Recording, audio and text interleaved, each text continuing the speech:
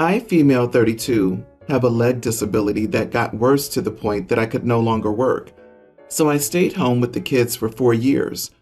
I had plenty of free time after the kids became more independent, and I sat around all day long. I have a sewing hobby I learned while living with my grandmother since I was 13, so I started spending my time sewing.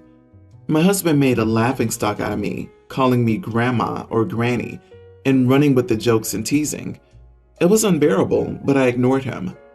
Anyway, a friend saw some of my work and suggested I open a website and sell what I make. I was hesitant about it, and my husband's opinion was, meh, who would want to buy grandma's junk? But I asked my friend to help me, and people really liked my work.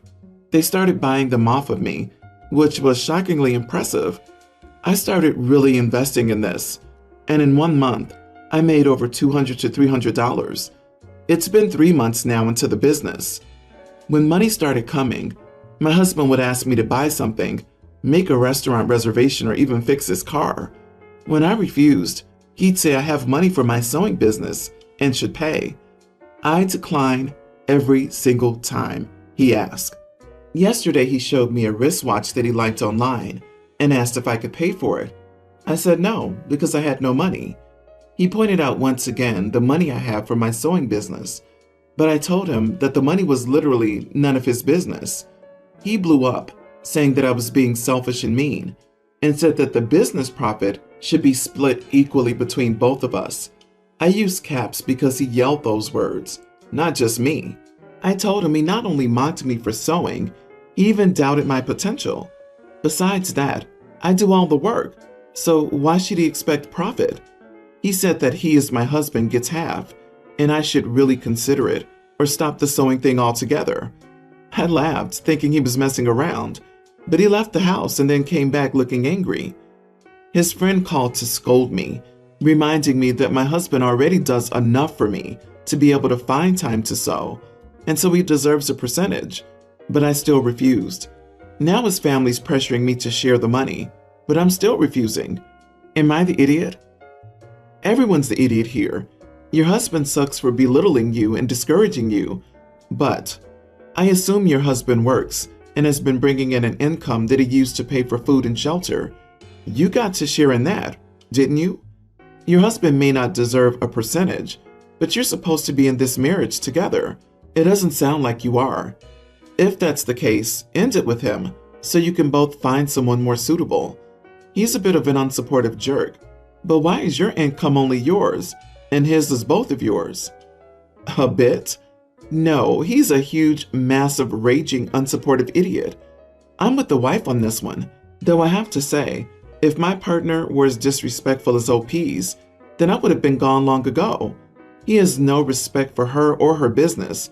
He's just sticking his grubby hands in the piggy bank now that she's making money. How much would he be paying for before and after school care for their children so he can go to work? Her business is a home business that she does in addition to being a stay-at-home parent. Is he paying her for her job or investing in her business? It seems like he's asking for things for himself.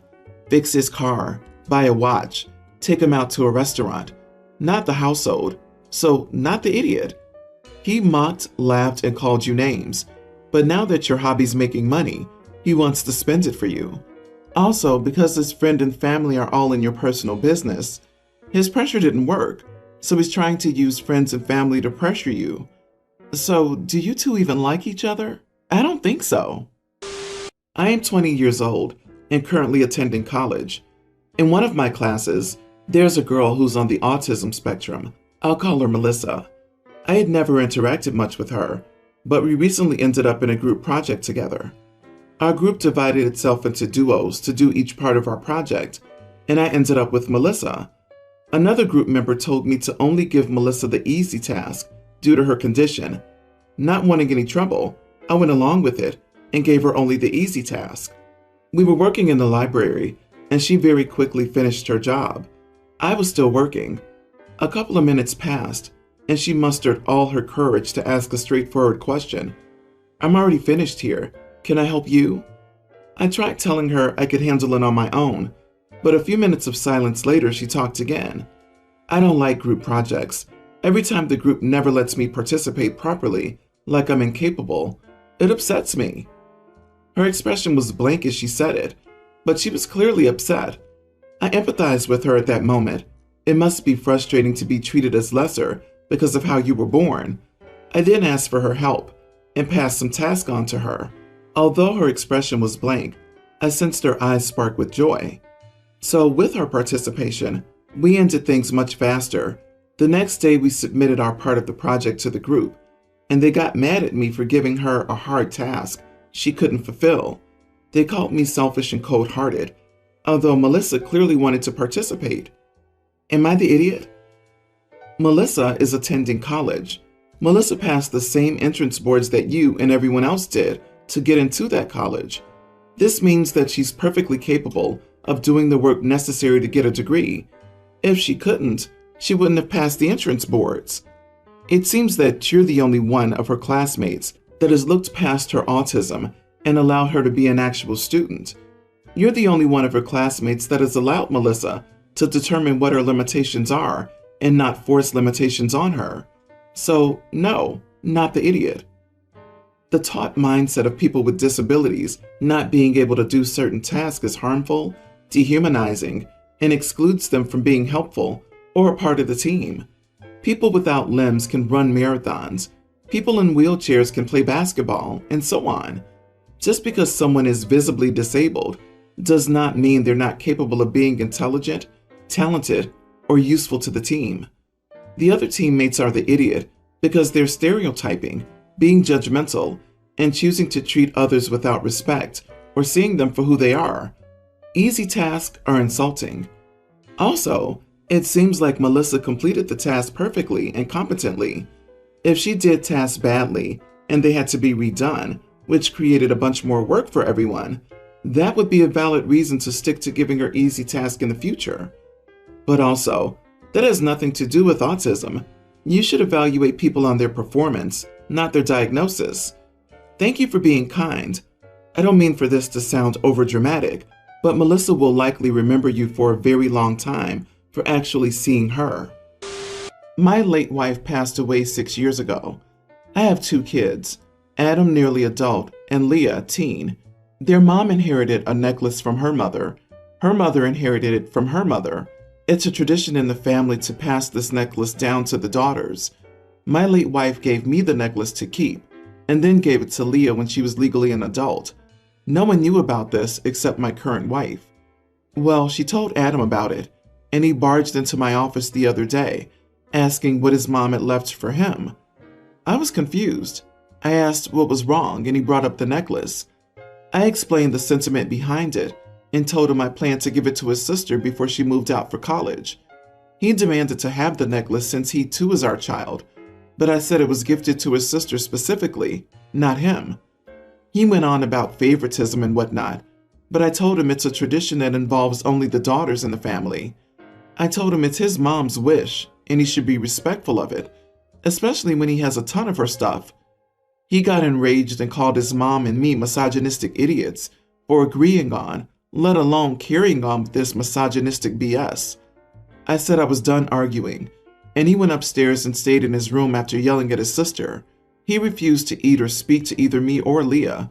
My wife says I should give it to him to keep the peace, but I declined. Not the idiot, but your current wife is. She literally is asking you not to do something your late wife asked you to do. Did you ask her why she told Adam? Does your current wife not like your daughter? Why would she tell Adam when your daughter isn't even aware? What a lovely surprise for your daughter that's completely destroyed. Now that special moment of getting a gift from your late mother is tarnished with Adam's entitled attitude. The first thought that jumped to my mind is she's jealous of your daughter and doesn't want her to have something from her mom. I would really question your wife's actions and have a private word with your daughter to see if she's treating her well when you're not around. Plus, I think your wife needs to apologize to your daughter for her actions. I think stepmom wanted the necklace, was told no, and telling the son is payback.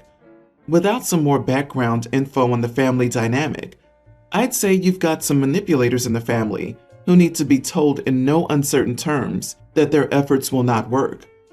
People also forget that these types of traditions are often so that women have a valuable asset to sell or pawn to get themselves out of bad situations.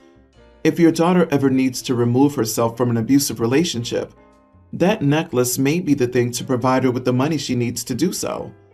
This isn't something that your son would understand without it being conveyed to him, though.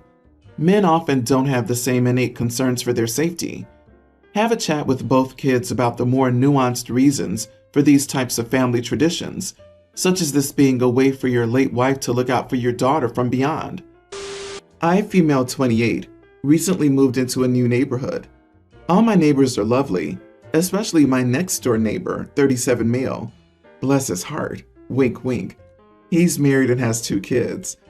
I noticed that he's been looking towards my house for a while. So far, I'd caught him doing it twice. He had his binoculars with him and was looking at my living room. I hate confrontation, so I closed the curtains and went about my day, but it started escalating. The other day he was peeking at my backyard where I was sitting from his balcony, and his binoculars fell into my backyard. I looked up and he was gone. He knew that I had seen him. I took the binoculars and put them inside. In the evening he knocked on my door, asking how I was and whatnot. I rolled my eyes but kept it civil. He then brought up the binoculars and said, "They must have fallen in your backyard earlier today." I was like, wonder how that happened. He said something about his kids probably messing with them and asked if I could go get them for him. I said I have them, but I won't get them unless his wife comes and gets them herself. He looked at me shocked and angry and said that these binoculars were his and they were special because he had them from when he was in the military, and said that his wife had nothing to do with this. I told him I would return them once his wife showed up and asked for them. All he has to do is send her over. He threw a fit saying he can't send her because she'll misunderstand the situation. I told him there was no misunderstanding if their kids were the ones using the binoculars, and insisted I won't give them back until his wife got them. We got into an argument, but he kept his voice as low as possible and then left looking furious. He's been complaining about me wanting to stir drama and demanding I return his binoculars to him and leave his wife out of it. Am I the idiot? Not the idiot. Wow. Honestly, good for you to stand your ground on it. The whole situation is creepy as heck. Alternatively, to avoid potentially the police getting involved, you could wait till he's not at home and take them to the wife yourself. You could even describe her husband's behavior. Make this moron squirm. Your neighbor's a creep. He knows he's doing something wrong, and he's trying to get away with it. I'm sure other neighbors have noticed. If you see Creepy's wife, see if you can talk to her. I wouldn't be surprised if he were caught peeping on other neighbors in the past. This may be why his wife will misunderstand the situation. Get some cameras and close the curtains facing their house. Then if he watches you in the yard again, snap a photo and call the cops. Better yet, take the binoculars to the police station and return them there. Let them know you're uncomfortable with his voyeuristic behavior and want to avoid personal contact. Let the police handle it as they wish. If they end up visiting or contacting him, that might discourage him. It might also let his wife know of the situation in a way that doesn't directly involve you. If the situation escalates, you also have a record of his behavior. Unfortunately, unless he was entering your private property to spy on you, there's nothing you can do about it. In terms of law enforcement, looking at recording anything within view of your own or public property for a very long time. Now, Bill has always displayed narcissistic personality traits, especially in his past relationships. He's very condescending and thinks he's better than everyone else because he has a well-paying job, owns his own house and car, and all of that. In comparison, some of the other guys still live with family. In his mind, they haven't grown up, and he's better than them. It's usually easy to ignore because he's charismatic and brings new people to the group. In past relationships, he's been really awful, giving girlfriends a checklist of stuff they need to change to be with him, commenting on their appearance, etc. But because a lot of this was years ago, I think most of us hoped he'd grow out of it.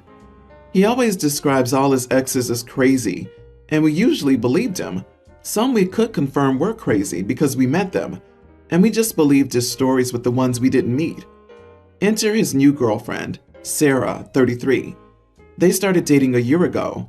We all got to know her, and she's awesome. She's very down to earth and friendly.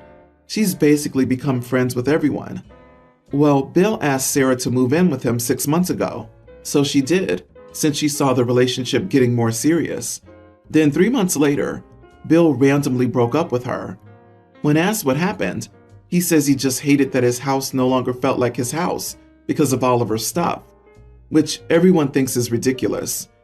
Unfortunately, with the housing and rental market being what it is right now, Sarah had trouble finding a place to move to that would meet her needs. She found one place she took, but the place wasn't available until September 30th, so she had to stay living with Bill. I know from talking with both of them that Sarah wanted to be as mature and friendly about the whole thing as possible, but Bill has done nothing but be as antagonistic as possible.